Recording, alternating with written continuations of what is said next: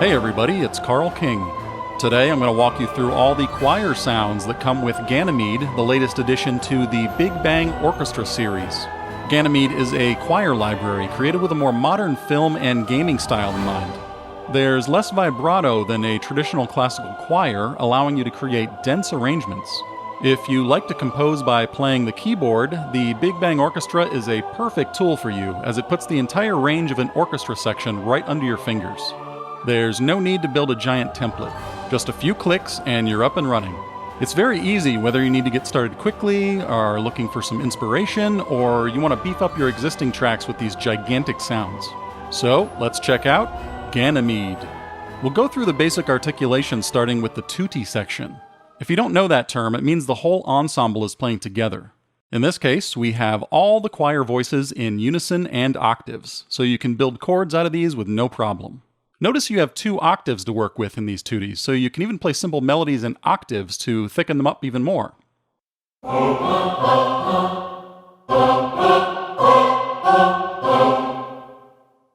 Now, on most of these sections, you have the same set of articulations, with only a couple of exceptions, which we'll get to. You can switch the articulations with the key switches here on the right side of the keyboard. That's C7 through G7. Okay, on to sustains.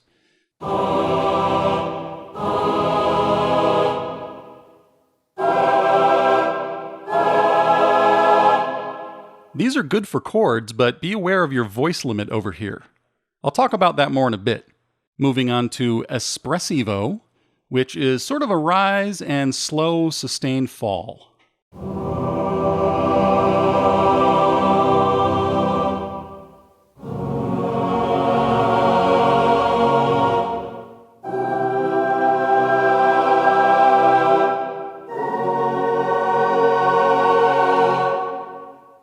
Pretty cool. And now we have legato.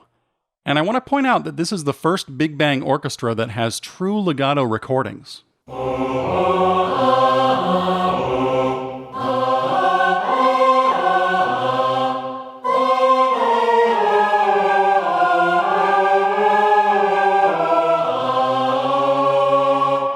Another tip when using legato, set this legato mode over here to mono. It's under the Perform tab. Otherwise, synchron will allow you to play more than one note at a time. You can hear the notes are connected. There's a bit of a bend or a scoop in the transition, which is what a real singer does, and this adds to the realism. And of course, we have a soft swell,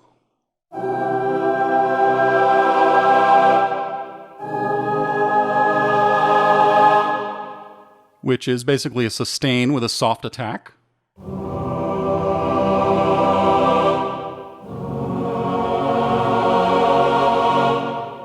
On the opposite end of the spectrum, a sforzando, or sforzato, if you want more attack on the front end of the sound.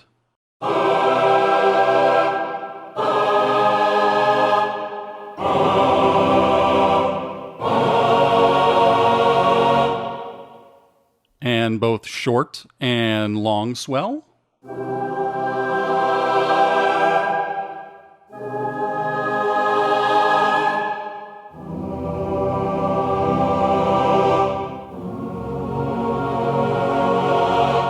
These are awesome for using at the ends of phrases. And just so you don't think that this choir screams all the time, all of the patches in Ganymede have multiple velocity layers. You can get the benefits of these either by how hard you hit the keys,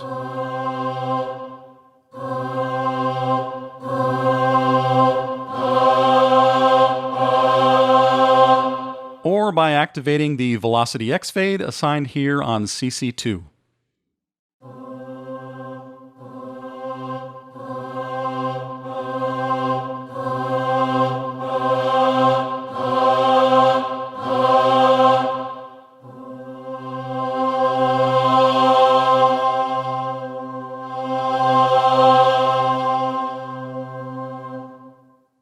This can also be combined with expression, or CC11, for some additional control over the dynamics, fading your voices all the way to niente.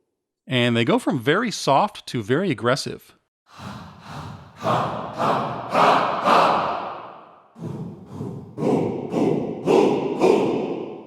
They are set up as pairs here, so you get a little round robin. So, for instance, C and D are round robins of the same note, as are E and F, and then G and A. Adds a primal vibe to your choir. Moving to the next section, which is male-female. And we've got 4 octaves to work with now. And this one sounds really good.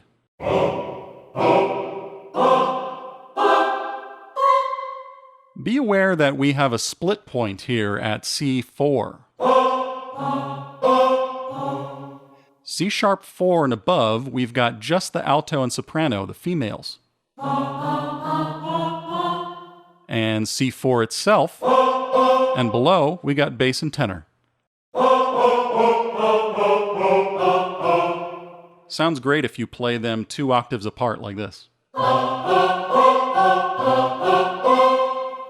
I definitely recommend experimenting with doubling up all of these voices in multiple octaves for sure. As with the other sections, we have the basic articulations like sustain,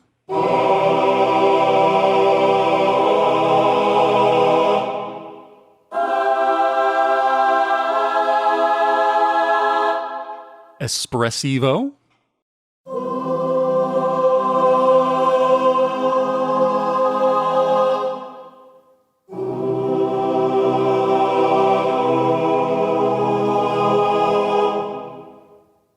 and legato.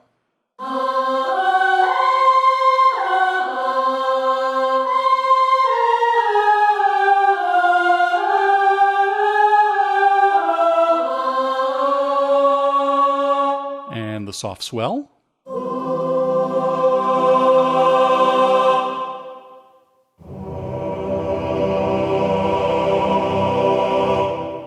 That's a really good patch. Sforzato.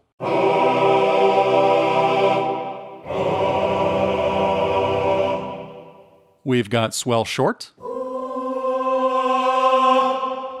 And we've got swell long.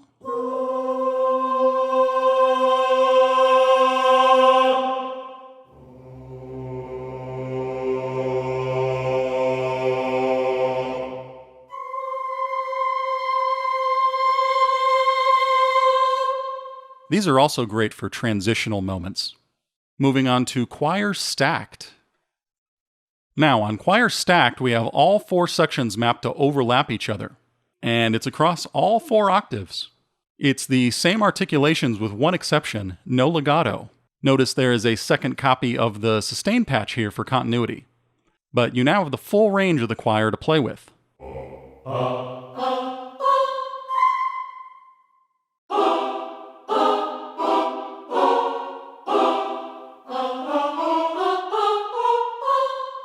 Notice you get a smooth transition between all of the sections of the choir from bass, tenor, alto to soprano.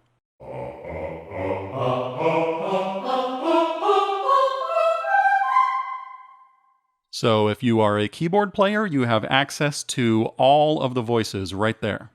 And if you want to access the sections of the choir by themselves, for instance, just the sopranos, you have access to them right here.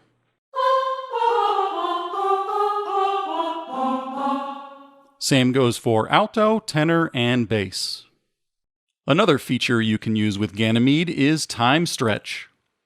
For instance, let's use a simple descending cluster glissando.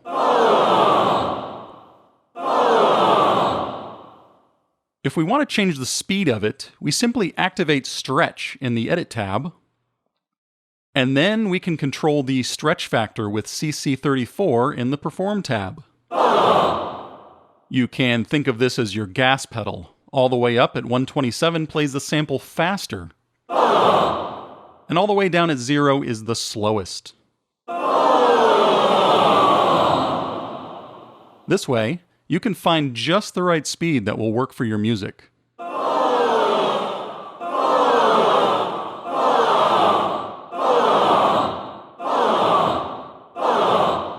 Synchron Player's stretch feature can sync to the tempo in your DAW.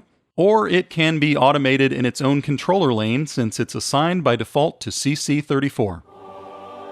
And if you want to change the mix of the voices, let's say you are in choir stacked, inside Synchron Player in the Mix tab, you can individually adjust the sectional mics for the bass, tenor, alto, and soprano individually as you'd like, as well as access the multiple mics already available in the room.